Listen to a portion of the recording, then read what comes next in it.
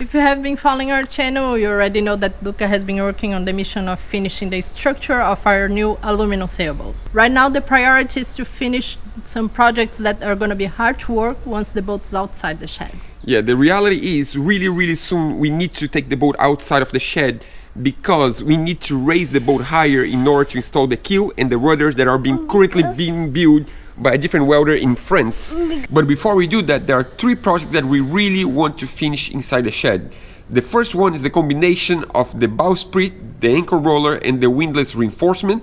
The second one is the finishing of the tow rails, and the third one is the installation of the port lights. And this week we're going to start with project number 1. We're going to build the bow sprit of the boat. The idea here is to have something really simple but really strong using thick plates. Most of the plates I have from the old keel that they're not going to use, so I'm going to cut from that. But the center one is 30 millimeters thick and we didn't have anything to use, so I needed to order outside. And funny enough, it was really hard to find someone to cut that for me. So I needed to contact a friend. I don't know if you watch, but we visit a few boats from a boatyard in the Netherlands called Duca Brothers van Enkhuizen. I don't know how to say that. These guys are the guys that build Distant Shores 4. That's how we met them. And along the past years, we become friends. So I'm like, hey, Ronald, can you do me a favor? Can you buy for me this piece and ship to me and I pay to you? And he helped me out and he just sent to me and just arrived. Let's open. I'm really curious to see this big fat plate that's gonna be the center of our bow. It's kind of heavy. That's where the stay is gonna be located. Pretty thick. Ronald, thanks so much. I appreciate it, my friend. Now I can cut the rest of the material. So this is going to be welded to the bow of the boat with a slice in the center of the bow. This is the part that's going to be literally welded to here. There's an angle, it comes from here to here and goes to the far tip of the boat where we have the spinnaker attachment and where we have the first anchor roller. And I didn't cut this CNC cut because we have spare material that I can cut from. So what I'm going to do now is to cut this template that is 1x1 scale. And I'm going to glue to the top of the plate, mark, and then I'm going to cut myself. And the same with all these other components. I need to get everything ready for when Peter has time, and then he can weld this together.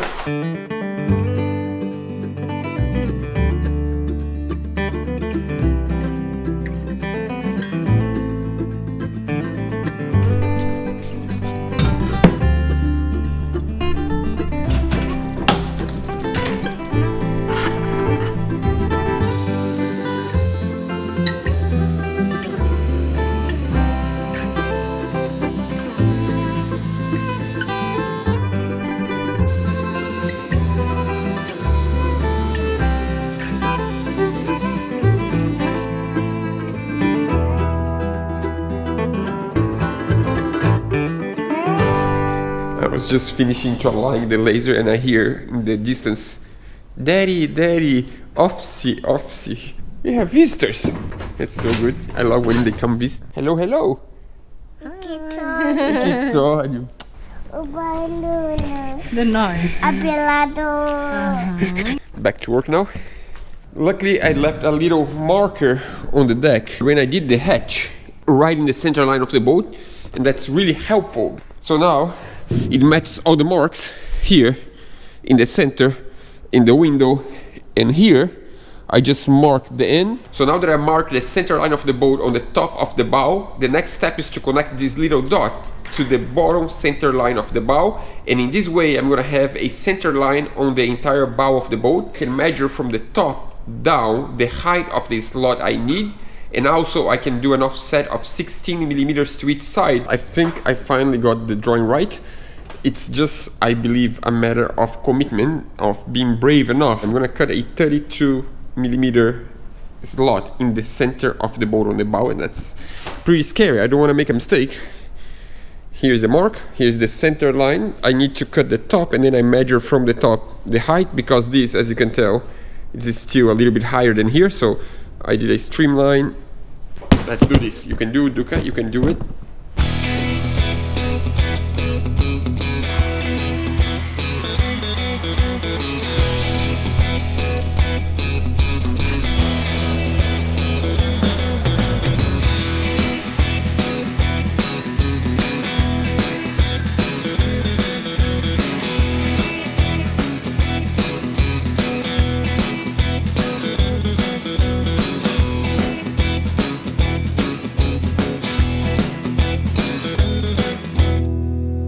I'm gonna try to put in place the piece just to check what happens. Oh, it might be the angle of the cut. The cut might not be 100% straight, so it's wide enough on the outside but not on the inside. So it's just a little bit of grinding. Good news, we are in. So it seems like the piece, it fits really well. The only problem is that there is a weld on the bottom there, and also there is the angle when you slide the piece in position. So to help on that, I'm gonna grind a little bit this tip, and I think that's gonna be enough to slide the piece in position. So this piece I need to work slowly and get it right, because that's the centerpiece of the entire system. If this center plate is not straight, the system is not going to be straight, and if this is straight, it's going to be much easier to build everything around this one. So that's the first step in order to get the bow sprit and anchor roller perfect.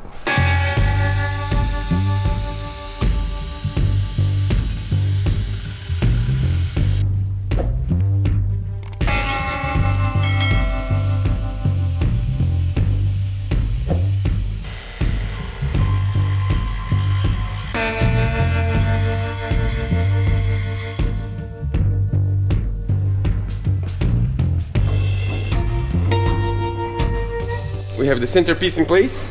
Now all I need to do is to make sure I align properly and to make sure that the height is right, because it, of course, this was designed based on the 3D model, and the reality and the 3D model not necessarily match 100% precisely. Yeah, this centerpiece is just massive. When I say that's way too big, that means I feel way safer with that. And this is the main piece that's gonna hold everything forward of the mast. This is the mainstay of the mast, so it needs to be strong, and that's also going to be the force of the anchor on it. So yeah, it needs to be massive.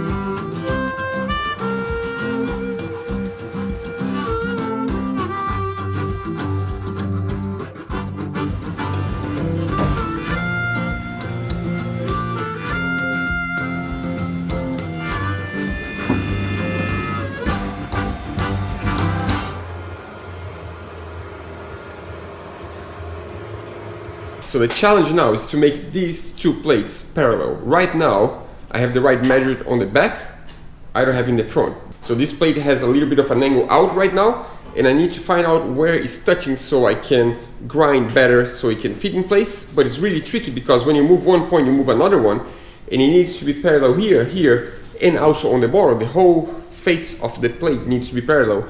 Right now, I have the right distance just here. On the bottom is not the right distance, and I believe this plate is a little bit going down. It should go up a little bit. To try to help, I cut a few spacers. So that's 9.5 millimeters, and that's what we should have.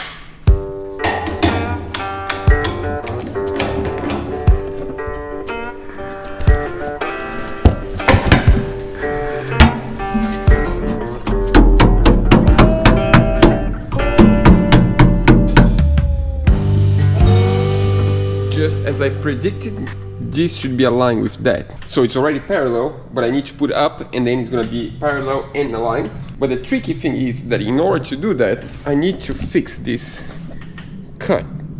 That's the hard thing, because this cut was designed with the theoretical 3D model, and of course the cone is not 100% as on the 3D model. There is no way, if you remember how they built that, they built 5 times this bow until they got this one. So we'll see.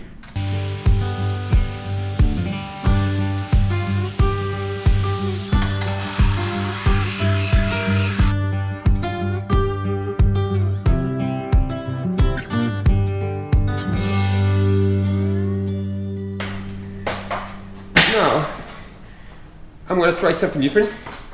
I want to see if we weld these two plates together outside, if they can go in place, assembled already, because that would be much easier to align, because then we just need to align this setup to this plate. Let's hope so. That's heavy.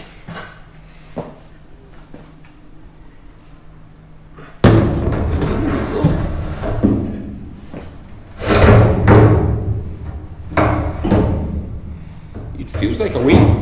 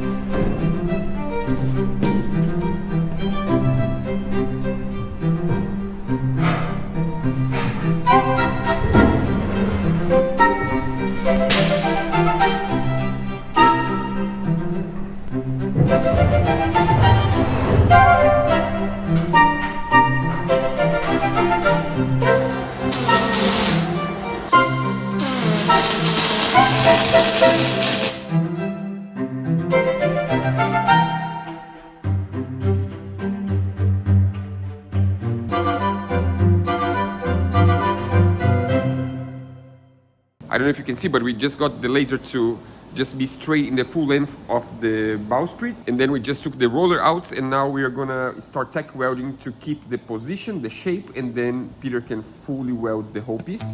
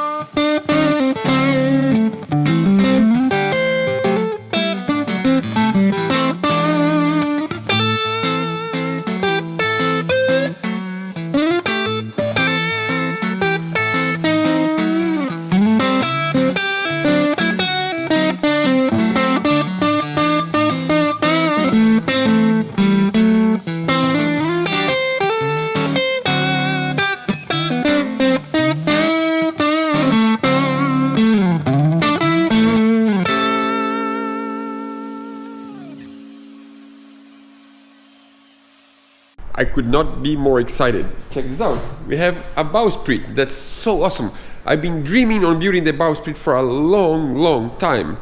The truth is, when we left the boat yard, we had one big problem, that they sent us all the materials to finish the boat, except 4 parts. Pieces of aluminum that they didn't have in stock to give us, and one of them was the centerpiece of the bowsprit. This part. Not exactly this one, but something like that. On the original design, I have no idea why, but Meta designed a center plate that was 50 millimeters thick, That's like more than 2 inches thick. That's way too much. There's no reason for that. There's no way this boat needs 50 millimeters chain plate. So that was a problem, because in order to buy that huge plate was a lot of money and hard to find and hard to cut, hard to machine it because it was too thick. So I'm like, instead of spending a lot of money on that plate, we decided to change for something much more easy to build and simpler and cheaper. And to be honest, I just love the new design that is a non-symmetrical bow sprit. A lot of you are going to be like, so why don't you have a double roller? I personally don't believe in the double rollers, double anchors. I think you should have a second anchor, but not on the bow. 2 anchors on the bow, for me, doesn't really make sense. We had a double roller on our old boat, and one was for the anchor. The second one was if you want to have a mooring line, you can put on the second one. The problem is, every time you put a mooring line there, it just touches the anchor and you break the line. It doesn't make sense. There is no space for the mooring line when the anchor is in the other position, right on the side. So we always use 2 lines on the cleats. As you can tell, we have a cleat there. We have a cleat there, and we're gonna have a cleat here and a cleat here. And that means we have a lot of options of cleats on the bow that we don't need to have this number for a mooring bow right on the anchor roller, and we can have a spare anchor saved on the lazarette. We don't need to have it on the bow. That's so cool. It came up exactly as I wanted. Talking about that many times before, but when we left the boatyard, when we rescued our boat from the boatyard, we hired new designers to work with us, because there were some projects that we didn't trust, first of all, and some projects that we needed to change because the solution was not complete. So even though we had the design of the bow sprit, we didn't have the design for the rollers for the anchor, and it didn't properly fit the anchor we wanted. We needed to change in order to have something that we can build. Because of the design of the deck, we have a hatch right here, and that means we need to have something creative in order to have the right design for the windlass. That is our next step. So our next step is to actually reinforce this area, but before we can do that, we need to get the chain in place, and we need to align, because we need to find out exactly where should the windlass be, and the only way to do that is to have the chain in position and to align, and that's the next step we're going to do. But we're not going to do this today because we have a challenge. There is always a challenge. We need to bring 100 meters of 10 millimeters chain from here to the bow, and we cannot fit a forklift, and that might mean I need to carry that by hand. We'll see. But before I can do that, I need to get the forklift to at least take out of here. By the way, check out this beautiful chain. It's just unbelievable. I'm gonna explain everything about this chain on the next episode. This is actually a 318 LN duplex stainless steel chain. This is like pretty much the best you can have. And we're also gonna install the anchor in place. That is a surprise. Which anchor do you think this is? But we're gonna do all that next week, because right now I need to somehow bring this 220 kilograms of chain to the bow of the boat that I have no idea how I'm gonna do it. You're gonna find out next week. See you later.